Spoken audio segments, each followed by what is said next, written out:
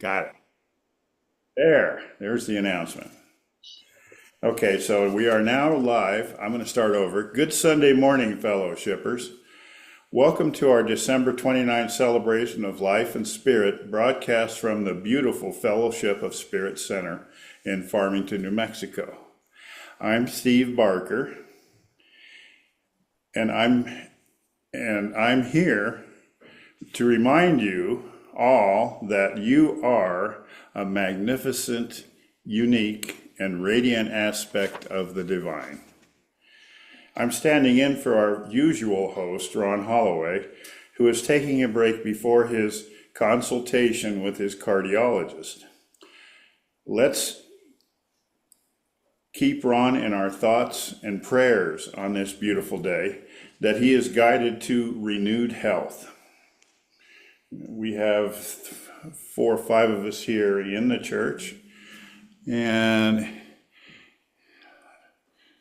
I guess we got 4 of us there on Zoom too. And I'm glad to see you all. Today, Susan Barnes is giving our talk. Shay Johnson is giving our spiritual reading. And Susan is also giving our invocation. And I'm asking Sister Jerry if there are further announcements. Do you have any, Jerry, you'd care to contribute? No, I would like to have a board meeting on the second Sunday of the month. If everybody can make it, that would be awesome. I'll send out an email. Okay. And Don was going to mention something about our working on our website. Right, I'll get to that here in a minute. Okay. So, okay, and I also, okay, so Dawn will give it, I'll ask Dawn to give us a little information later on. But right now I want to introduce Sister Margaret, who is providing traditional Christmas music, starting with her prelude, which is Carol of the Bells, a Ukrainian carol by Leontovich. You ready, Margaret? Yeah. Here she goes.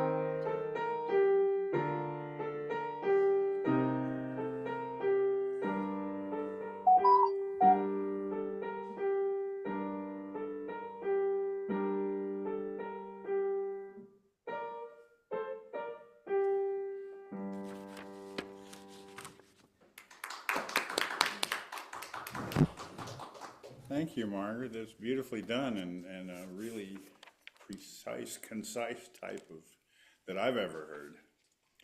Your volume went somewhere. The what now? Okay, how do we do that? It should be the same. Huh?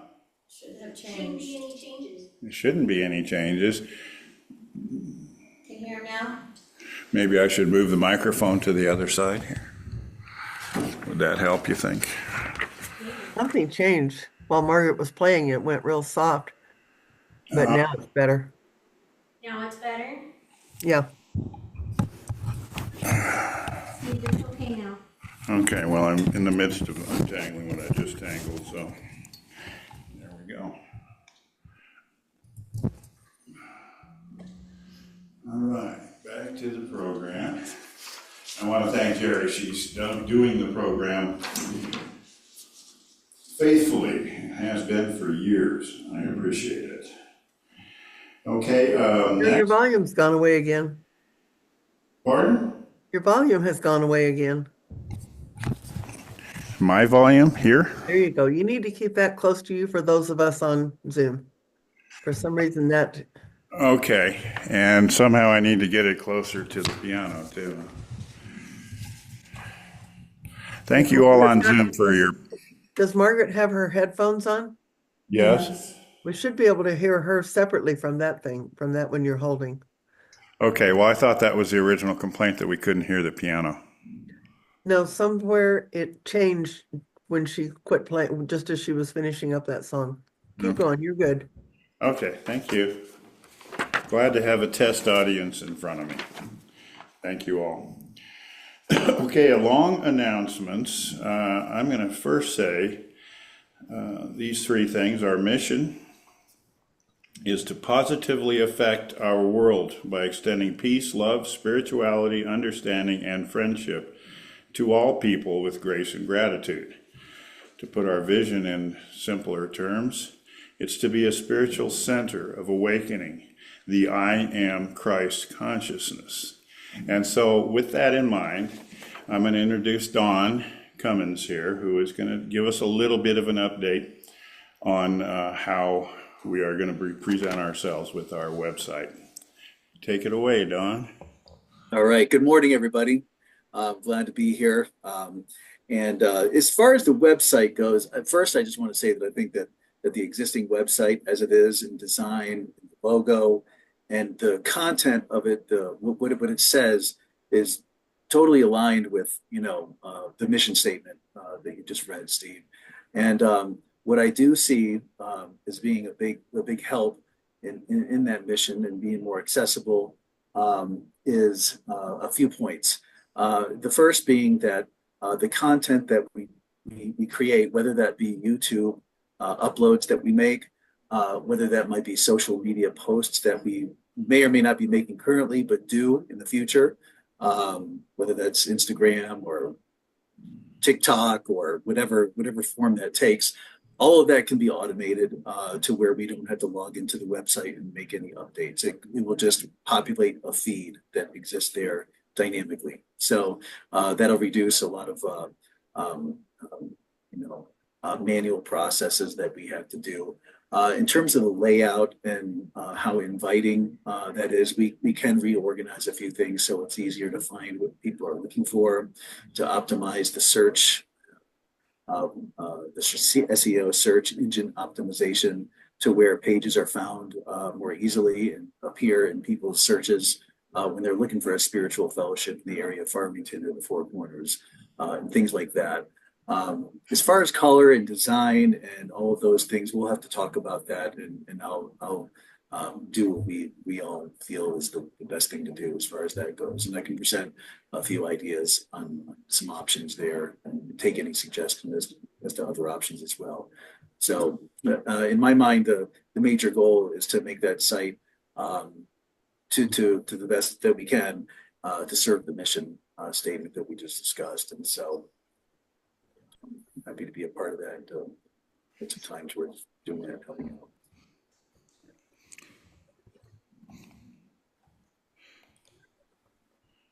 Is there any questions about?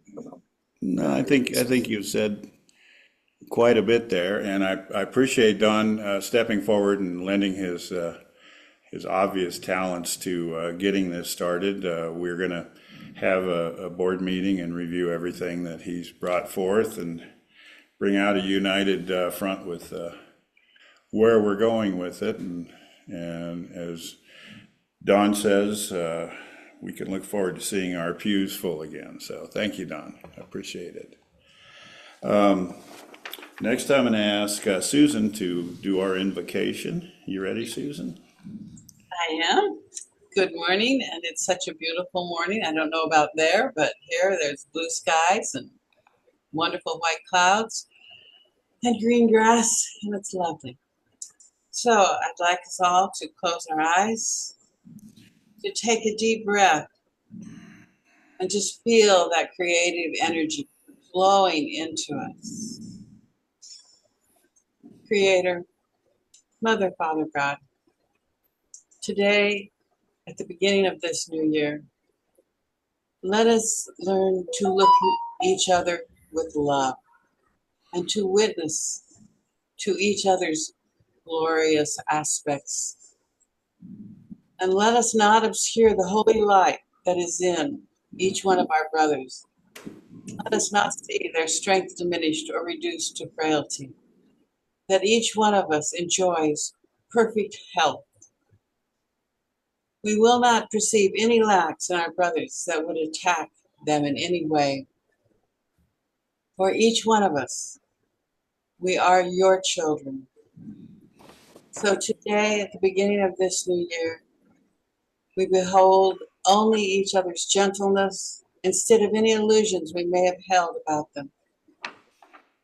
For our brothers are what we are, and as we see each other, so would we see ourselves. Today, in this new year, we would see truly that on this day we may at last identify that we are truly one with each other. Namaste.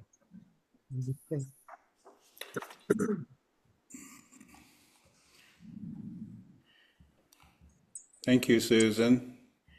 Now Margaret is going to play another traditional song, which in our songbook is song number 268. And it is What Child Is This?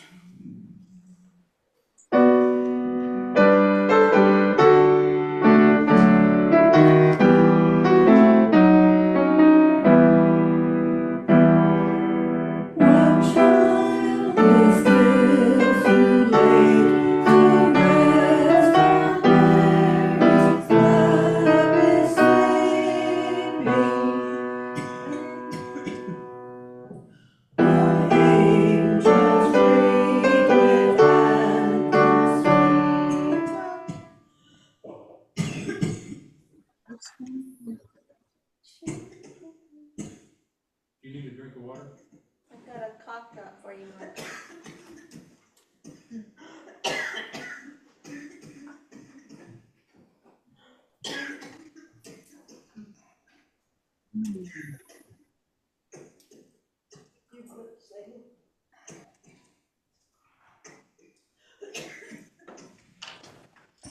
Go ahead and sing. No. Why don't you, So we'll start why don't again. you play and I'll sing? Okay, great, thank you. There you go.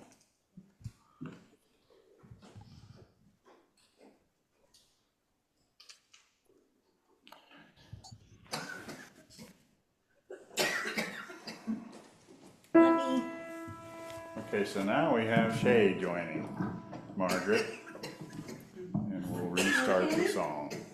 Okay, here we go. okay, we're gonna try this. Give me the intro.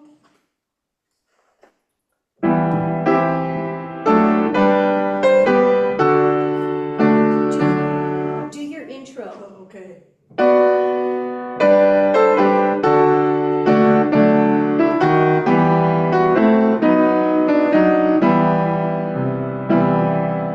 What child is this who laid to rest on Mary's lap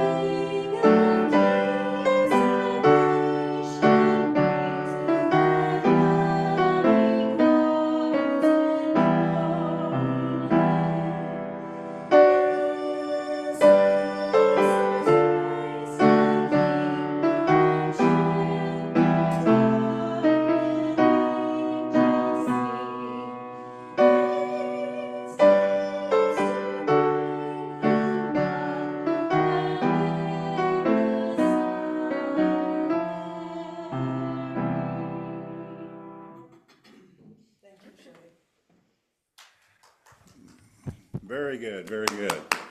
Thank you both. That shows that, that God can make good out of anything, as my buddy likes to remind me all the time. Okay, so next is going to be our reflection moment. And I had the pleasure of living with Midge Jones, and she composed our reflection moment. And it goes like this. Love produces a flow of energy that I now feel. I love others more than ever, and I feel privileged to be here.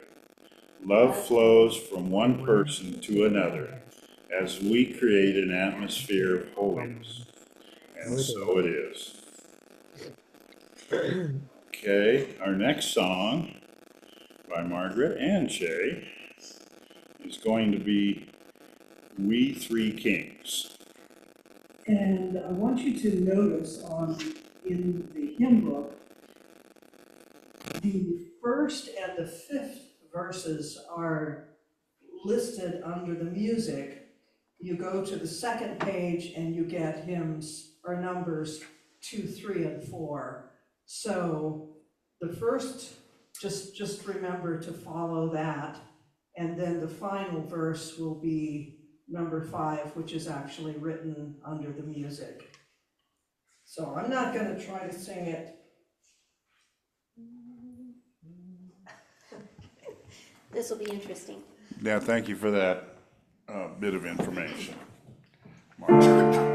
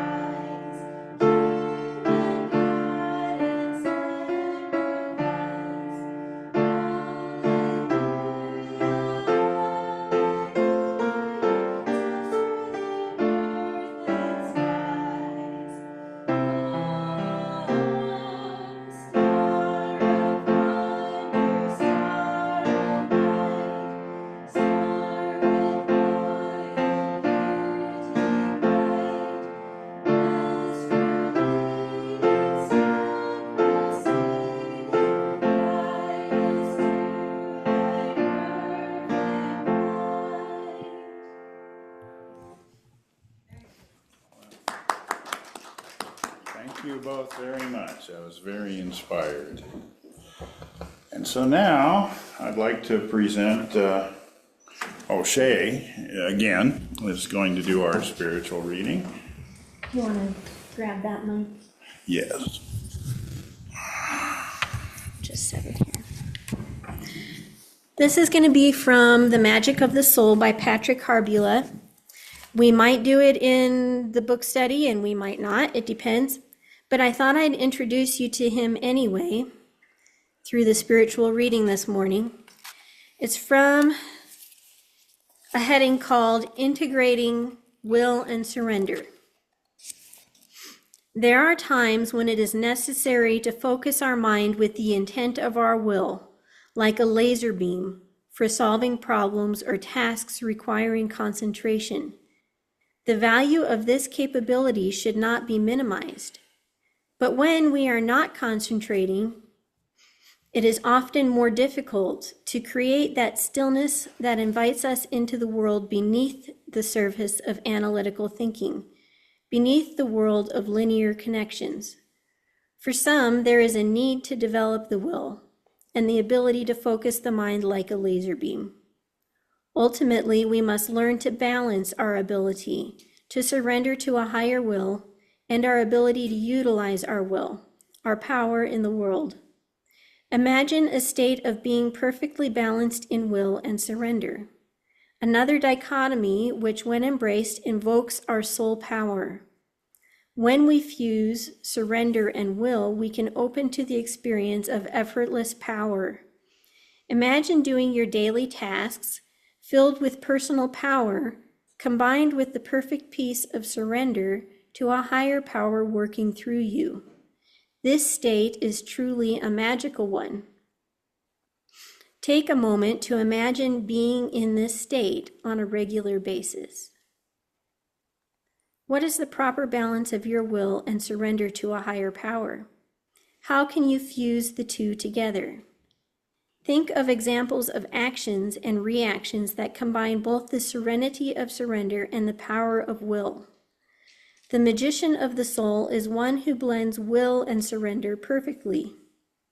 The spiritual pacifist floats down the river, trusting that the river will guide the boat safely to its destination. There are often many surprises and disasters. The willful seeker fights against the current to force the boat precisely where it should go. This method is exhausting and may deplete life force prematurely.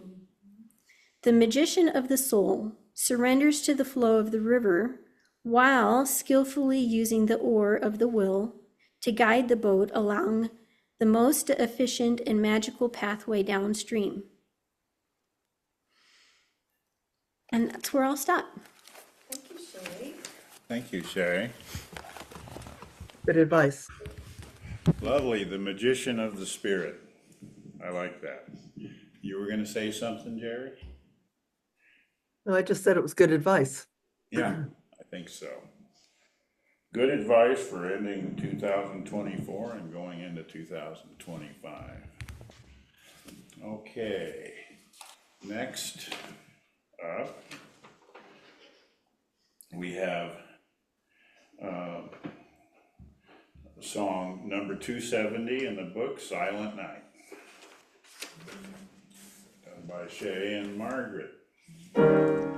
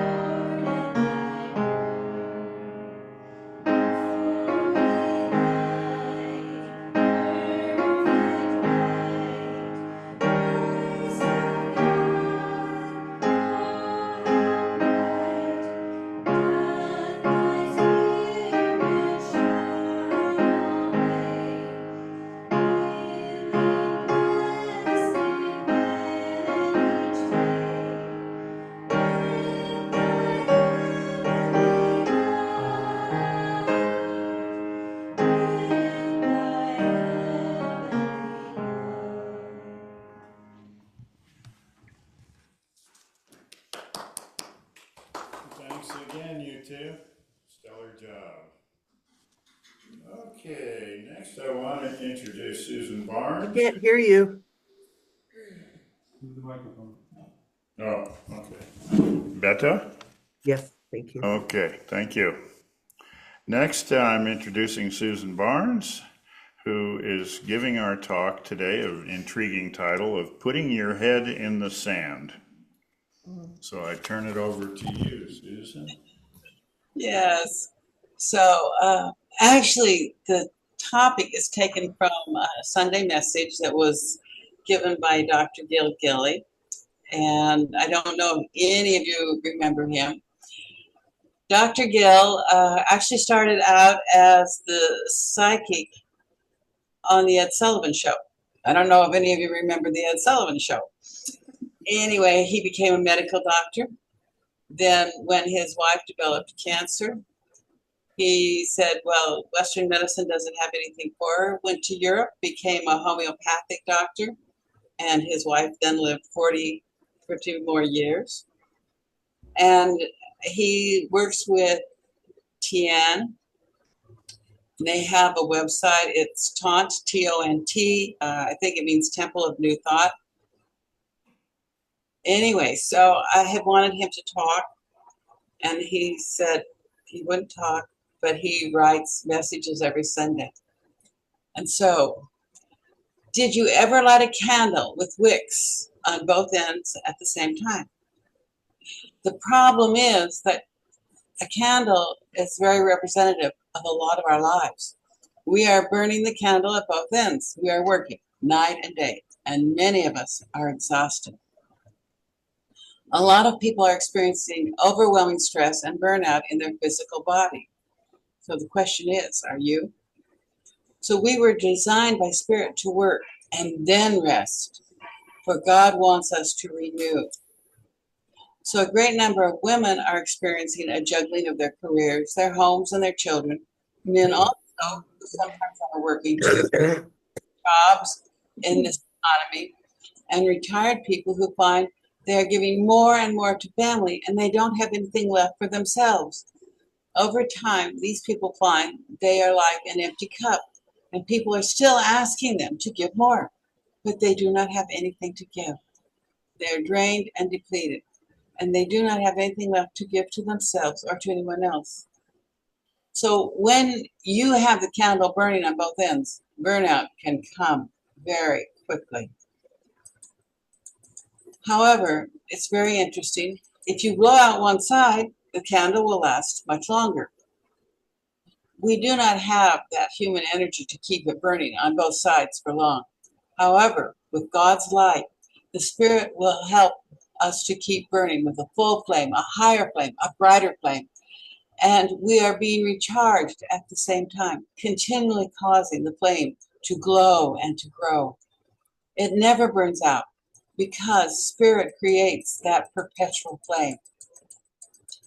We have to ask the question when we are going through the stress in our lives. Who am I? Why am I here? Well, here I am, a human body. So exactly, what am I? And if we are in burnout, or if we have stress that is so overwhelming in our lives, we might look into the mirror and we find that we're just a bundle of negative energy working against ourselves. We dread each morning because we know we are not at our best anymore. And we wonder, how in the world are we going to ever get our full power back again?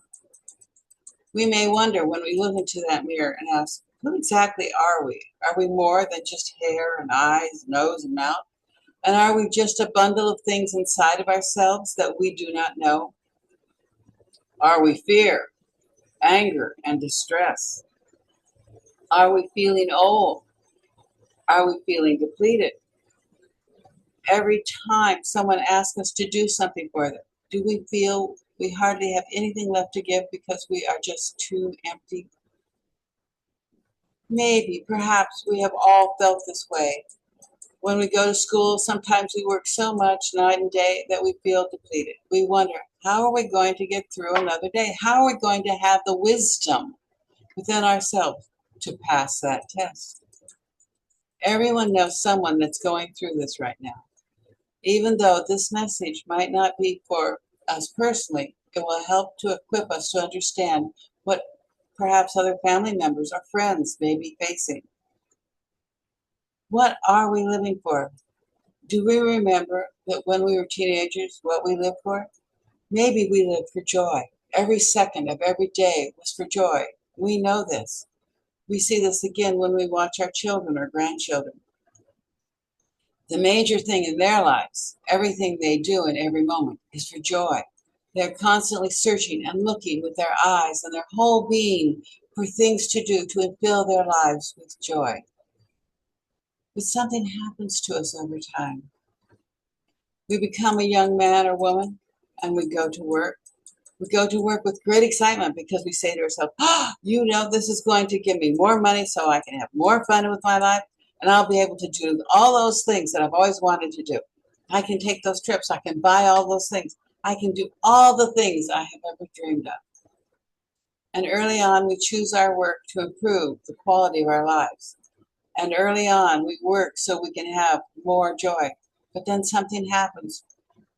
We work, and then we have more work. Our work becomes all-encompassing, everything in our lives. We work so we will receive our rewards from others at work. So we might be promoted. And if we work hard, we get the reward. More work. Suddenly, we see that the joy we once had is gone. We're just working. So now, let us get ready in this new year for a profound renewal. If we notice that the candle is burning at both ends and we are tired, suddenly we may wonder, what in the world is going on? Where did the fun of life go? What happened to the joy we used to feel? Why? Just why are we feeling so depleted? And this can happen at any stage in life. Sometimes we feel more tired in retirement or when we become a caregiver for another adult. We just wonder where that needed energy is going to come from. We notice that other people, and some of them seem to be invigorated by life. They seem directed by spirit daily. Some people seem to live life with so much fun, and their lives seem to be a continuous playground in the Creator's kingdom. They are invigorated and become more productive as the years go by. They're not working alone. Spirit is working through them, and Spirit is doing most of the work. The Creator brings divine ideas into the human mind, divine direction into their career path, and constant inspiration. Spirit is the creator of energy and of life.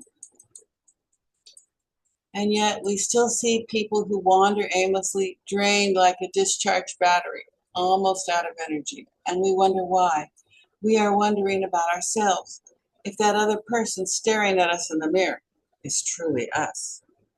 So we ask, how can we turn this around? How can we find that new energy? How can we find new hope? And how can we find a new career path if one is needed? So let us look. There are 3 stages to this discharge of our battery: stress, burnout, or brownout rather, and then total burnout. So here are the 3 stages.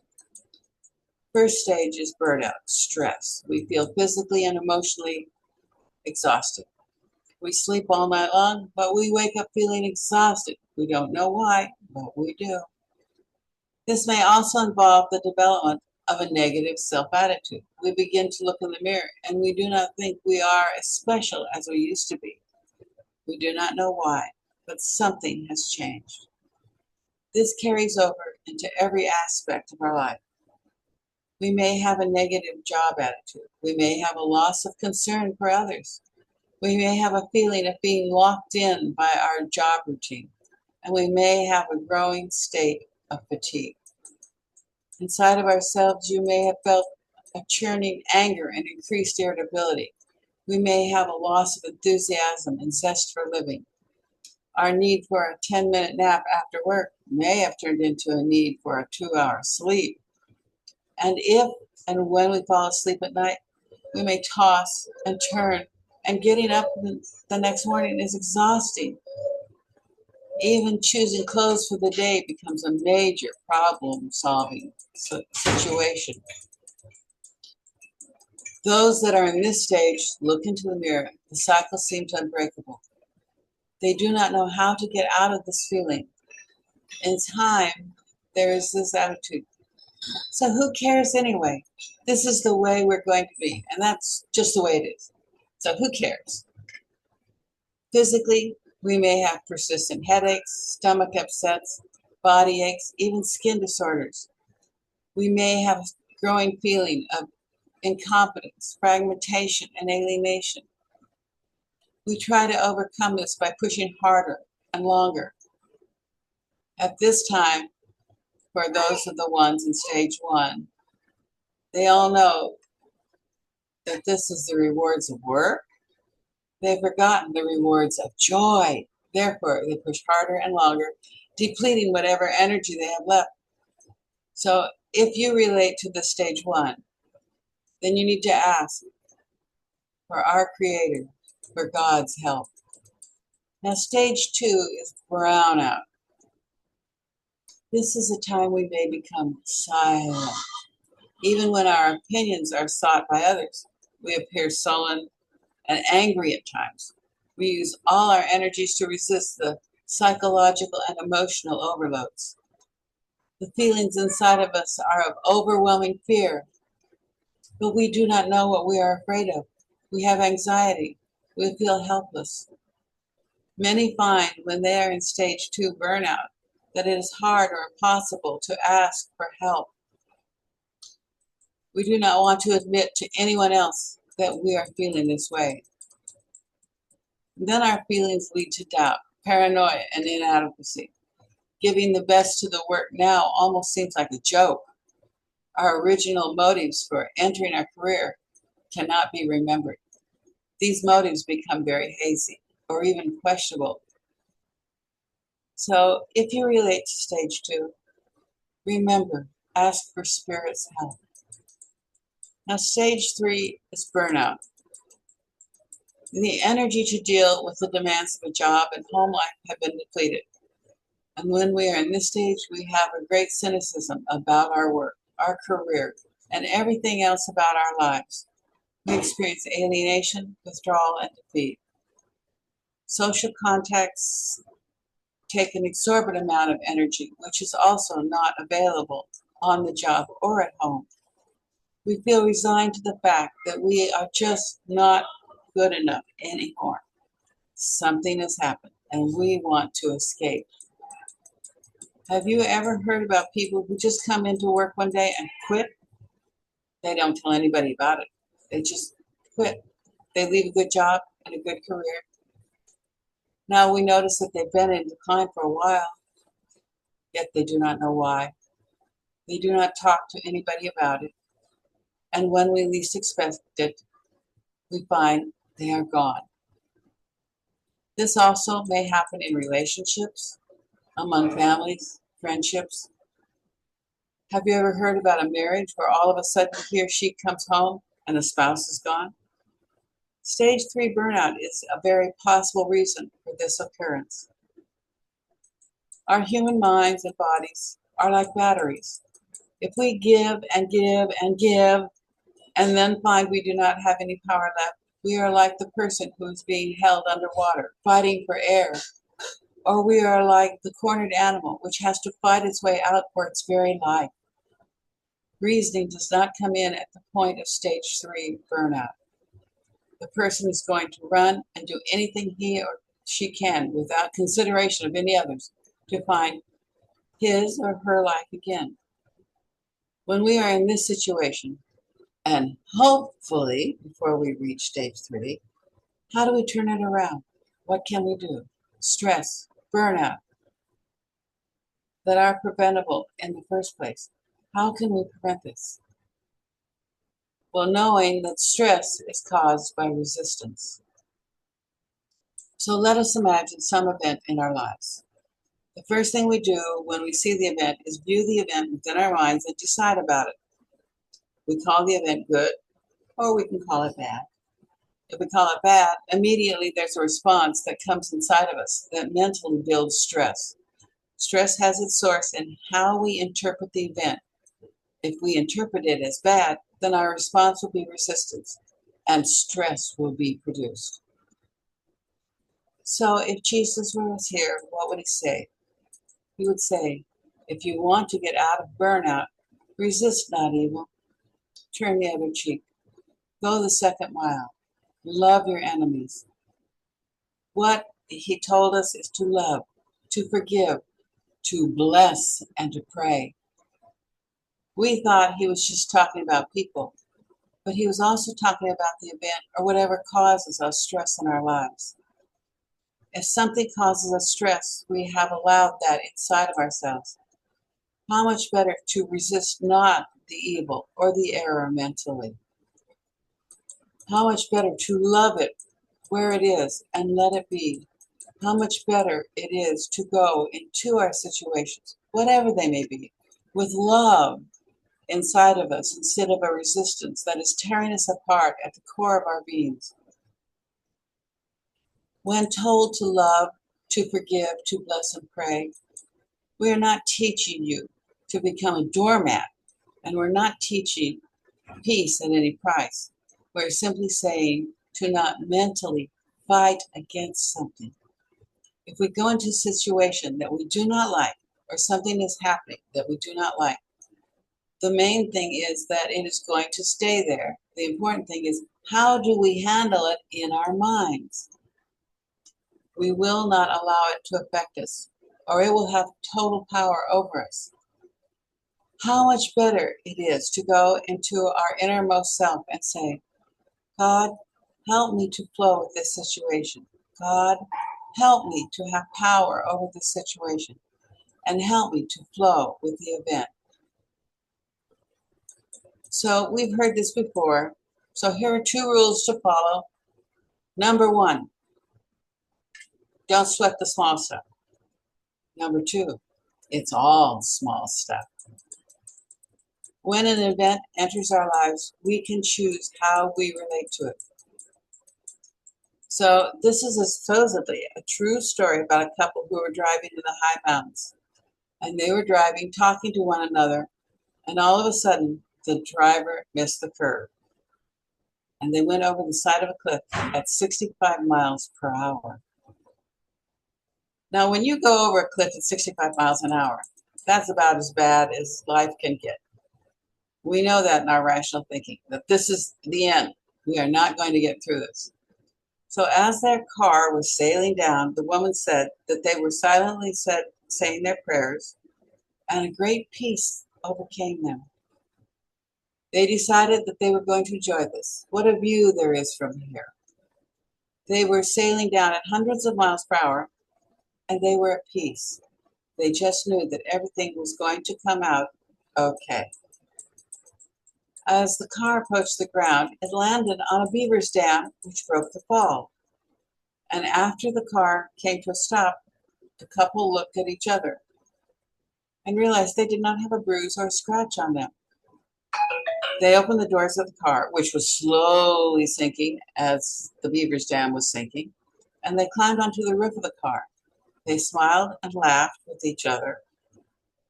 At that point, someone was driving by and noticed the skid marks going off the cliff. They parked their car, looked down, saw the couple laughing and smiling, sitting on top of their car. This person called a tow truck, which came and towed the car out of the beaver pond. The car, believe it or not, did not have a scratch on it, and it started up immediately. Now, locals who had been by that way hundreds of times said, the interesting thing is, we've never seen a beaver pond here before.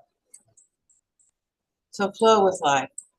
And here are some suggestions that we may want to consider if we are in this type of situation. We can make a list of things that are stressing us. What are the stressors in our lives? We can make a list, putting it into 2 columns. We must be very, very honest with ourselves. Column 1, the changeable things, and list the stresses we can change with Spirit's help. Column 2, unchangeable things. Under this heading, list of things we cannot change. If we look up in the sky tonight and say, I cannot stand the moon, it stresses me. Realize that for things we put in the unchangeable column, we are going to have to change our opinion about them. The moon's not going to change, but there are some changes we can make. Let us make a contract with ourselves to change at least one thing a month from our changeable column. And we do this with the Creator's help. We can make a contract with ourselves to change our opinion about one thing per month in our unchangeable column. Again, with Spirit's help. Physical exercise releases the energy that is held within us so tightly. And unless that energy is released, it will remain and it will work against us. So remember, if we are in stage 3 burnout, we may be like a caged animal. We're going to react to everything. We're fighting for air. Therefore, instead of a react, have a me-act. This is something we do for ourselves. We give ourselves permission to play again. This is not as easy as it sounds, because the last thing we want to do is play and relax. One woman gave herself permission to go to the movies once a week. A man started to play golf again. Both people had to pray for the energy to begin to play again. It is said to become like a child again. So we can say to ourselves, I value myself highly enough to play. Second, we need not make any goals for ourselves during a me act. This is not the time to be driven. Rather, it's a time to relax. One man said that for his me act, he was going to play more by actually jogging. He never had time to jog, but he loved to. So within a week or so, he was saying, today, I'm going to jog 2.5 miles. Next week, I'm going to jog 4. And then when he did not meet his goals, it seemed that was causing a building of more stress within him. So make sure that we do not turn our play into work. We need to do only what we want to do. A me act is not going over to your sister's house and fixing her door because we have not had time to do it. This is something done by us and for us. We give ourselves permission to play. So keep God at home with you. We can take Spirit to our work. And if we have a watch with a timer or cell phone, set it so that it will silently vibrate on the hour every hour. And this is our signal to pray silently for 1 minute to increase our awareness of our help in every need. The more we are aware that God is working by our side and God is working in and through us, the more we will dissipate our human stress. It's all about spiritual balance in our lives. And when we are looking at our lives, we must put them back into balance again if something is out of kilter. Putting all our eggs in one basket, expecting to come out whole and healthy, is irrational. And it's dangerous thinking that leads us to an unbalanced, unhappy human life. We all need to perceive a world larger than the small world of our work. We must nurture our private selves as well as our professional selves. And last, we have to increase tenfold our prayer and/or our meditation time. That is the ultimate labor-saving device. To give ourselves permission to continuously tap our every accessible energy source, our Creator. And doing this, we will speed out of any burnout, stress, or whatever. And so we will become a person made whole again, truly in the image of God. So now let us go back to the title of the talk today, Putting Our Head in the Sand. So this may be the most misunderstood animal in the world, the ostrich. People think the ostrich puts his head in the sand to hide, but actually the ostrich is hard of hearing and puts his head in the sand to tune into the vibrations of what is happening around them. So when we go apart for a while, We are not putting our heads in the sand to hide. We are tuning into the vibratory force of spirit that will come through us, renew us, recharge us, giving us ideas and helping us to go about our daily living fully alive. So from the Course we read, forgiveness paints a picture of a world where our suffering is over. Loss becomes impossible, and anger makes no sense. Attack is gone, and madness has an end. What suffering is now conceivable? What loss can be sustained?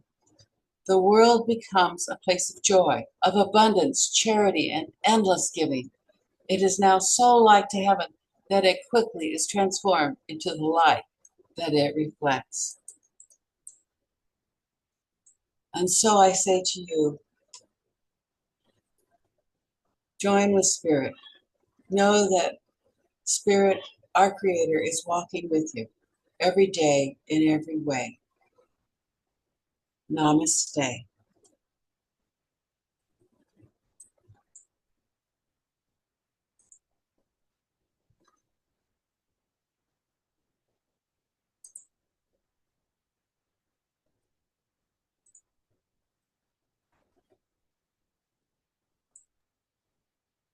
Steve, your microphone is off.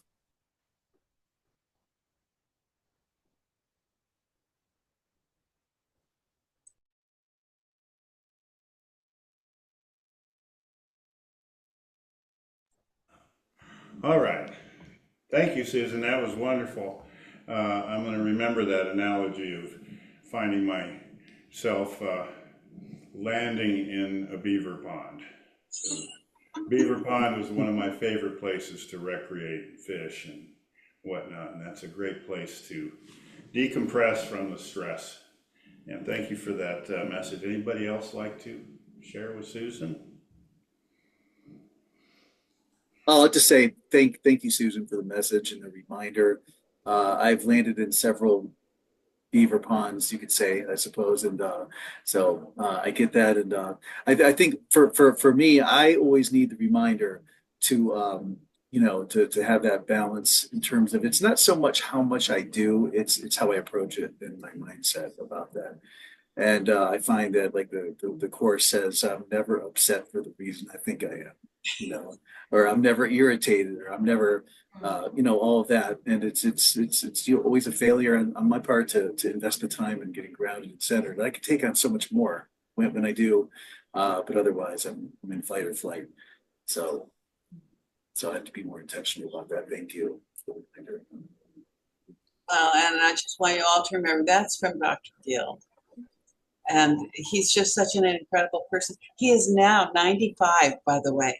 And his brain's intact and his body, he's a little slower, but he's, Alora and I talk with him once a month. So it's really wonderful. He used to teach at our school, the Medicine Wheel, when we were up there in the States. And he was such a wonderful inspiration for me. Well, thanks so much for sharing him and his philosophies, and also, parallel along with the 12-step programs that we're familiar with, and bringing that more to life for us. So I thank you. Anybody else?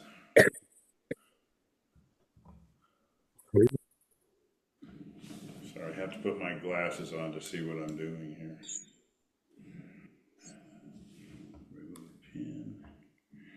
Okay. Thank you, Susan.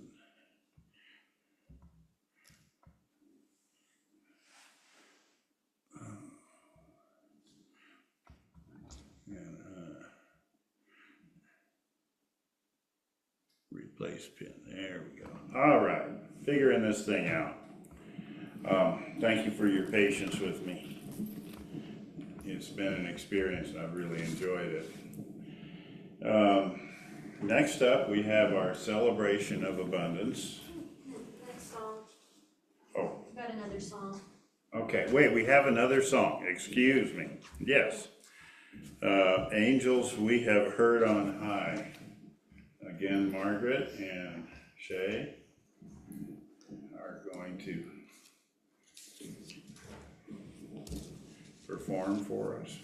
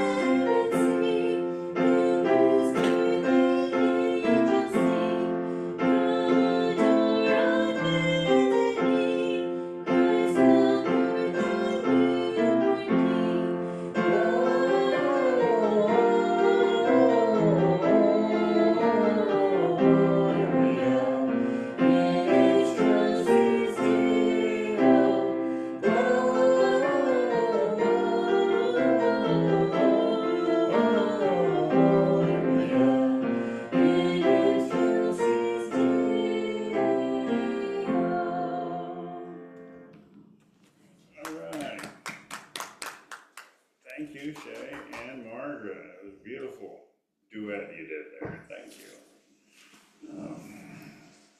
Shifting gears here. Now we will do our celebration of abundance. I think I can ask Kate to. First, we put it over our heart. Make all kinds of noise with the microphone. And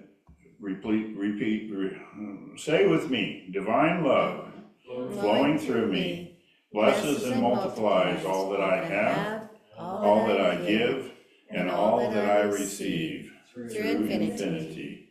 I am prosperous.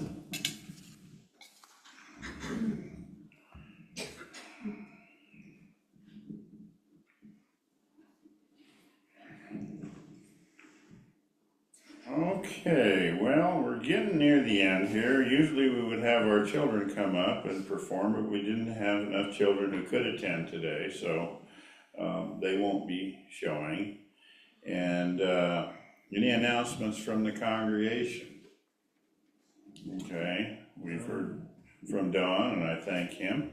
Next meeting, next Sunday will be potluck. Oh, yes, there you go, right over there, I even pointed to it. Next week, we will have potluck. And since it's the first Sunday of the month, we also host a book study Sunday morning from 8:45 to 9:45. The youth group usually meets at 10 to 11 a.m. on Sundays, led by Rhonda Livingston and Bree. And A Course in Miracles will be tomorrow morning at 6:30 a.m. And it's being facilitated by Gaia, who's known as Yvette, and Jerry Lard via Zoom. So you can tune into that using the same link. Also, Thursday, Margaret facilitates Power of 8, starting at 6:30 p.m. And that's on Zoom also. So now it brings us to Bill Clark And Closing reading. he's gonna do the closing reading, so. Good morning, everyone. I hope you're having a wonderful hot Christmas holiday and ready for the new year. First and foremost, love. I knew it was my job and it was to go out and meet people and love them. Quote from Diana, Princess of Wales. Virtually every spiritual tradition reminds us of this core purpose of life. We are simply to love others and grow in our capacity to express and fully communicate that love. In order to be truly love another, we must heal ourselves and, as we gain strength, be willing to reach out and risk. Therein lies the heart and soul of the whole and meaningful life. To live is to love. It is really that simple. I'll begin with myself and then allow my love to overflow towards others. Sending you love and cheers for the holidays. God bless. Have a great day. Thanks, Bill. Thank you, Bill. You're welcome.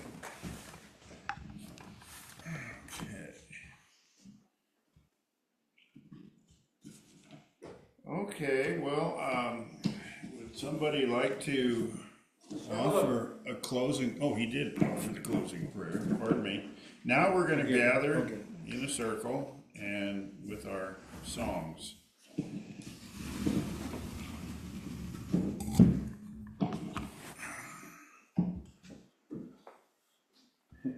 Might be more of a half circle. Yeah, well, that'd be good too.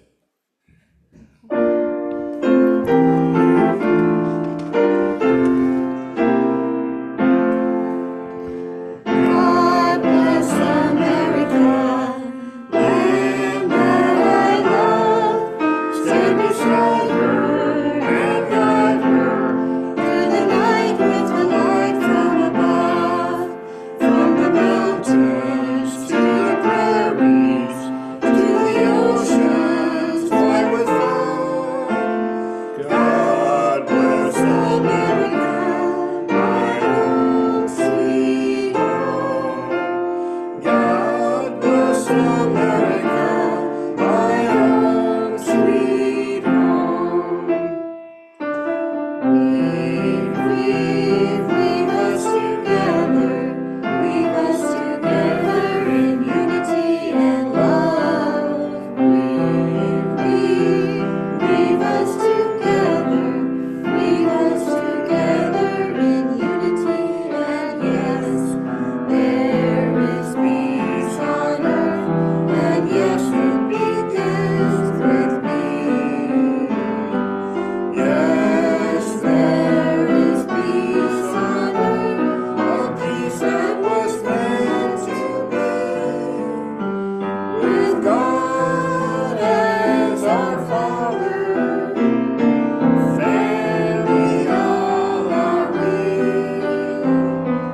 Let us walk with each other in perfect harmony.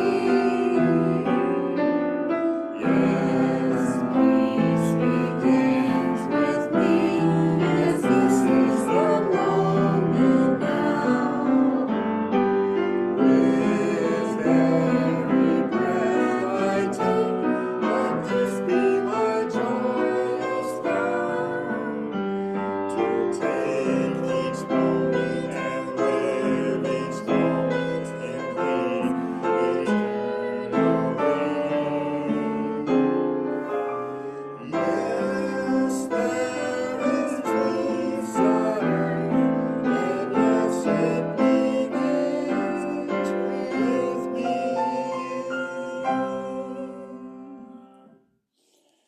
Thank you all for being here with us in our celebration. And this ends 2024, and we will all see you in 2025 next Sunday. Happy New Year. Happy New Year. God bless.